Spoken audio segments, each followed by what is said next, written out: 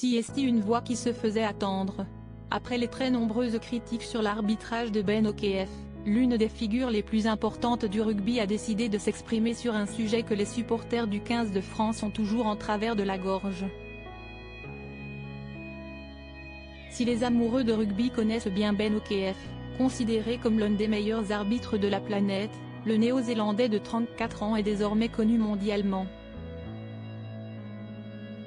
Désigné pour arbitrer le quart de finale de la Coupe du monde de rugby entre la France et l'Afrique du Sud, certaines de ses décisions ont beaucoup de mal à passer chez les supporters des Bleus.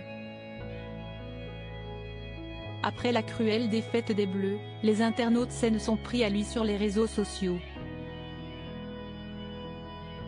Harcelé depuis la désillusion vécue par les coéquipiers d'Antoine Dupont, Ben O'Keefe est au centre des discussions depuis plus de 2 semaines maintenant. Si de nombreuses personnalités du monde du rugby se sont exprimées ces derniers jours, CST désormais au tour de Bill Beaumont de donner son avis sur la question. Interrogé par le journal du dimanche ce 29 octobre, le patron de World Rugby a commencé par évoquer le sentiment légitime qui a traversé les supporters français.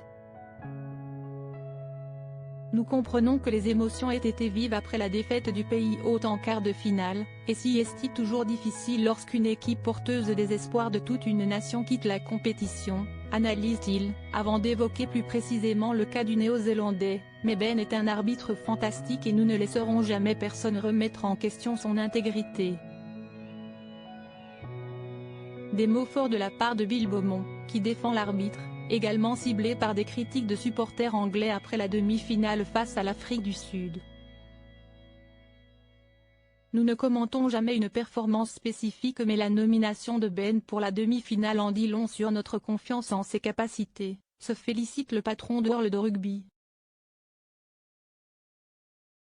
Une sortie qui devrait certainement faire plaisir à Ben O'Keefe, dont l'arbitrage a récemment été mis en doute par une sommité du rugby. Le jeune arbitre ne pouvait évidemment pas arbitrer la finale, qui a opposé son pays, la Nouvelle-Zélande, à l'Afrique du Sud. Une rencontre très serrée et qui s'est terminée par une victoire étriquée des Sud-Africains, qui remportent ainsi le 4e titre de champion du monde de leur histoire.